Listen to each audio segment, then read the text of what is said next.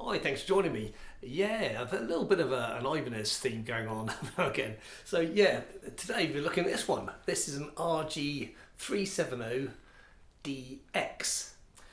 Never tried one. Quite happy to try one. I've got two Ibanez guitars myself. You may have seen the videos. Absolutely love them. So playable. So quite excited when this came into my friend's shop to give it a go. Right, briefly. This was manufactured between 2011 and 2014. It's now been changed slightly again. We've got INF pickups. We've got obviously humbucker, single and humbucker. We've got this kind of like a Floyd Rose style bridge, which is, bear with me, it's a Edge02 bridge system. 5-way selector switch, of which we'll go over the combinations of that later. One thing Ibanez seem to do is that they get some really quite clever combinations between the pickups. Even on just twin humbuckers, they have a 5-way switch. Quite interesting stuff. Volume, single tone. Another clever thing on this, it's got this tuning stabilizing system in it. So in the next section of the video, I'll take the cover off that and have a little closer look, see what it's all about. It's got a maple neck. This is a Wizard 3-piece. I don't know if the camera's picking that up, but I can actually see 3 layers of maple through here. And it looks really quite nice. Very, very sleek neck. Ibanez tuners. 24 jumbo frets. Don't think much fret about it. And yeah, obviously we've got the locking bar at the top here for this system. Now, generally, I'm not a massive Floyd Rose style bridge fan, but set up correctly, they can be pretty good. And I've had a few guitars with them on. In fact, I've still got one guitar with them on. They can hold tune really, really well. And of course, you can do that amazing dive bombing with them. Not that I kind of do that, but suits a lot of style music, sort of, for those who like that kind of thing. Yes, it's a basswood body and I think it's a rosewood fretboard. So yeah, I mean the frets feel quite nicely done. One thing I've discovered on the two Ibanez guitars I've got is a standard build and finish is fantastic, albeit that one issue I had with the first one I bought, which I did return. Watch my videos if you want to find out how that was. It wasn't anything bad, but irritating. So this is in need of a quite a bit of setting up, so I'll do that first, and then we'll do the usual thing. We'll have a quick look at the pickup readings and I'll go over the combinations. So yeah, a bit more waffle, so timestamp, so skip the bits you want to see, and we'll have a little close look at this stabilizing system, because I've never seen one before. And then we'll play it clean with I suppose you could do all the setups just briefly, and we'll try it with some pedals, and then we'll have a little jam with it. So yeah, happy days. Let's crack on. Okay, right. The bang in the background is my wife on the drums, but yeah, she's getting pretty good actually. Right, let's look at these pickup readings. Now, at the moment we've on neck pickup. And we've got 12k, so that's position, I'll call that position 5. Position 4, we've got pretty much 3k, it's 2.99k, and what that's selected is 1/2 of the neck humbucker and the centre pickup. Now that middle position is the mid pickup, the single pickup. We've got 5.65k, that seems pretty normal. Oh, my laptop's decided to turn itself off. Oh, for God's sake, man. Technology, eh? Happy days. What else we got? Yeah, 5.65k, sorry about that. Next position down, position 2, we've got the inner side of the humbucker, the bridge humbucker, and the centre. It all kind of makes sense really, doesn't it? And then in the first position, the bridge position, we got 15.3 cas. Wow, that's pretty high. I forgot to tell you what the other one was. 3.3k. So a little bit higher than the other setting between the neck and the bridge, neck and the centre. But then that is, yeah, that's a few K higher, isn't it? Yeah. Okay, there we are. Let's get turned over and have a look at this this tremolo system. Okay, we've got the guitar turned over.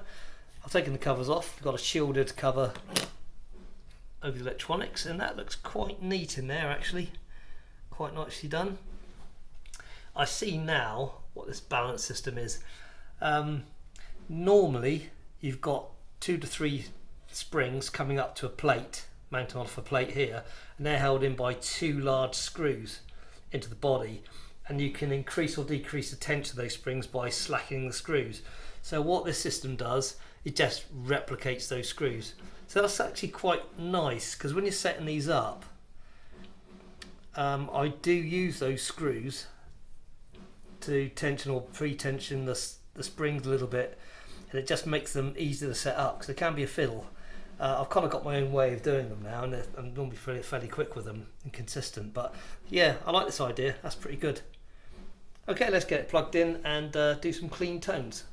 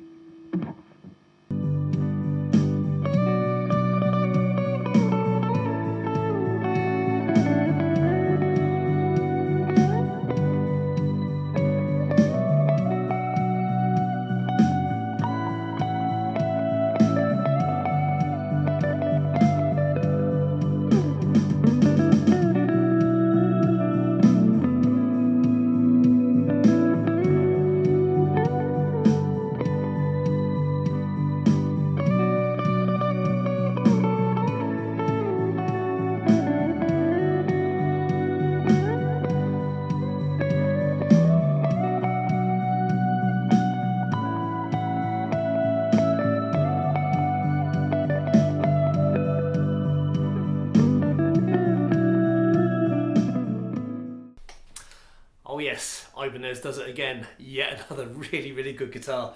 I get so impressed with these Ibanez guitars. I keep trying. I've got two of my own, as you know now, and I would certainly buy another one.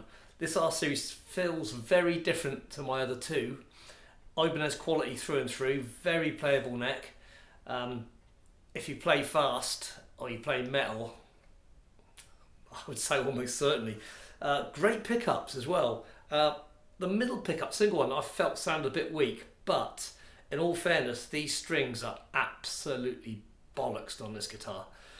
And even with these knackered old strings, I can tell they're knackered because they're losing a bit of sustain. And they just weren't holding the tone as well as they should do.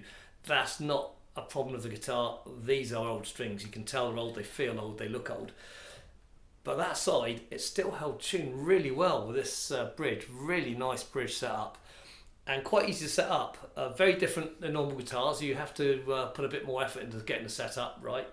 But once done, yeah, really good. And I'm not a massive fan of Floyd Rose style bridge setups and lock sets, but I have a few. I have had a few, and I've still got one. And if you like them, they're great for you. You know, they dive bomb incredibly well. You can dive it down, pull it back. So much you can do with them. But back to the guitar. Second hand, which this one is obviously. I think you can get them around the £200 mark, something like that. I don't know. Probably varies. Sub 200, maybe just a bit over 200 depending on condition.